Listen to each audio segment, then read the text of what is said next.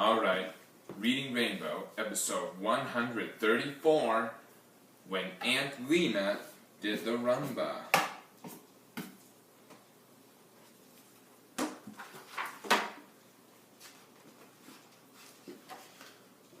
When my Aunt Lena did the Rhumba, Grandma said the whole house shook. Aunt Lena taught me how to cha-cha, and you do the Charleston. Sophie, you're a natural, she told me. A born star, if ever there was one. Aunt Lena loved dancing and movie stars, but most of all, she loved her Broadway musical. Every Wednesday, off to the matinee she'd go, leaving a trail of lavender-smelling perfume behind her. Later that evening, Aunt Lena's taxi would drive up in front of the house. I knew it would then be Wednesday matinee time for me, while I ate goulash in the kitchen for dinner. Oh, darling, magnificent! It was absolutely magnificent, gushed Aunt Lena as she flung open the kitchen door. She'd waltz around the kitchen, humming the music and acting out the romance between the handsome hero and the beautiful heroine. What are you talking about, Lena? My Uncle Dutch would shout from the dining room, where he and Uncle Solly were playing cards. Dreamin' Lena, where do you think you are? The Ziegfeld Follies. They're just serious. They're just jealous. She'd stage whisper to me, and for the grand finale, she'd put her hand to her forehead and pretend to collapse onto a kitchen chair. One Wednesday, in the middle of a show-stopping number, Aunt Lena slipped on a piece of cooked cabbage and landed, thump, right on her big rump. Oh, I can't get up! Help me, please, she wailed. Don't move. Now listen to me. I'm your mother, directed my grandma. Lena, don't you move. And Lena moaned, each moan a little grander, a little more pitiful. There I stood in the middle of the confusion, feeling a little scared and a little giggly. As it turned out, Aunt Lena had sprained her ankle. It doesn't hurt so bad, honey, she explained. Mostly it feels like I'm trying to walk on a giant piece of sponge cake. The doctor says I gotta rest until it gets better. Shopping, bingo, and the beauty parlor I can do without. But my Wednesday matinee, that's what I'll miss. Suddenly, I got an idea, but I needed some help. I tiptoed into the living room where Uncle Dutch sat, buried in the newspaper. Uncle Dutch, I said in my sweetest pretty pleased voice, let's put on a show for Aunt Lena. If she can't go to her Wednesday musical matinee, maybe her matinee can come to her. Uncle Dutch made annoyed grumbling sounds, so I tried Uncle Solly. Uncle Solly, I said softly.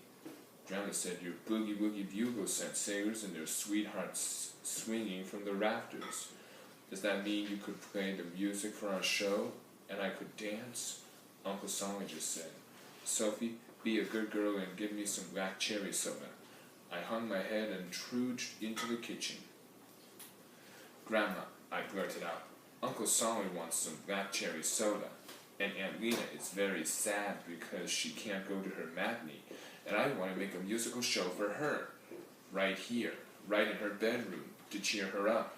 Oh, Grandma, won't you help me? What would you like me to do? Grandma asked.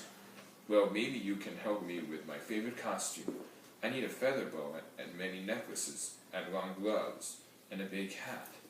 Oh, and maybe we can do the Charleston and maybe the tango, and maybe we can borrow records and the Victrola from Miss Pinsky. Then we could have music too, and songs. I exclaimed, we could sing songs from Aunt Lena's favorite shows. My grandma started to laugh, a real big laugh. Oh my gosh, she said, trying to catch her breath. You remind me of Lena when she was your age. Your Aunt Lena, my little girl. always cooking up something. Look, I'll make you a deal. You bring the soda to Solly and let me finish in the kitchen. Then I'll meet you upstairs in my room to see what we can find in my wardrobe for your musical. On the way, I made a quick detour to peek in on Aunt Lena.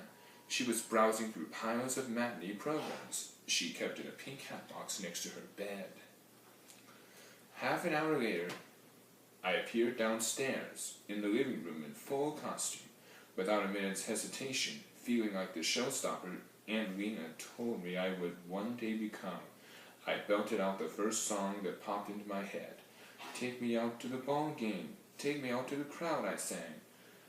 But I sang with all the heart I could muster. I swayed back and forth, with hands on hips. Suddenly, Uncle Solly joined in. So it's 1, 2, 3 strikes, you're out. And then Uncle Dutch sang along. At the old ball game, he picked me up and danced me around the living room. My grandma came in to applaud us at the end. Oh, Grandma, aren't they divine? I said, using one of Aunt Lena's favorite words. Wouldn't it be great if Uncle Dutch and Uncle Solly could be on our show? And why not? My grandma answered with a mischievous twinkle in her eye. Uncle Solly protested. Oh, come on, leave us alone. No arguing now. Solly, I like the idea, my grandma declared. Tell you what, let's have a rehearsal in the kitchen while I look after my dinner. The kitchen became our rehearsal stage. Every evening, for the next few days, while Aunt Lena slept and my grandma cooked supper, we practiced our show.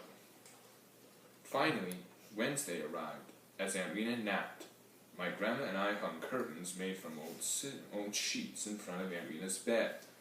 I could barely hold still while we waited in the kitchen for our cue. Suddenly, Aunt Lena's voice boomed from upstairs. Hey, what's going on in here? She's up, whispered my grandma. Curtain time. Uncle Dutch led our chorus line. Uncle Solly circled around him, blasting his bugle.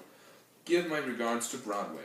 Remember me to Herald Square, we sang, with my grandma and me bringing up the rear, whirling tassels we borrowed from the living room drapes. Ladies and pussycats, began Uncle Solly, once the song ended. No, no, no, he continued, pretending to get very flustered. I mean, babies and gentlemops, welcome to Solly's Follies. Uncle Solly began his medley of Aunt Lena's favorite show tunes, while we all danced the fanciest, funniest steps we knew. Hey, song! called Uncle Dutch, in the middle of one of our songs. Everyone froze and peered at Uncle Dutch. What's worse than finding a worm in an apple? I don't know, Dutch. What's worse than finding a worm in an apple? Finding half a worm, I burst in. Yeah! said my grandma, sticking out her tongue. Yeah! Pretending to feel sick. With that, Uncle Dutch and my grandma launched into a terrific tango. I followed across the floor, cheek to cheek with my stuffed dog, Dolores. Meantime, Aunt Lena chuckled, cackled, and applauded with great delight. Encore! Encore! She cheered as we took our last bow. Our show had made Aunt Lena laugh, and laughing seemed just the thing to help her get better. Soon after, there I was, watching her wiggle into her purple matinee number, the name she gave to the special dress she wore to her Wednesday musical show. Suddenly she stopped, pointed her finger at me, and announced, Get your patent leather pumps and pink pocketbook, honey. Have I got a surprise for you? We walked down the busy street, hand in hand, people rushing past us. It's almost curtain time, Aunt Lena said as she gave my hand a squeeze. We whisked into the theater and up the steps to Aunt Lena's balcony seats. As the lights dimmed and everyone grew quiet, Aunt Lena put her warm, perfumed arm around me and whispered, Now here's where the magic begins. The end.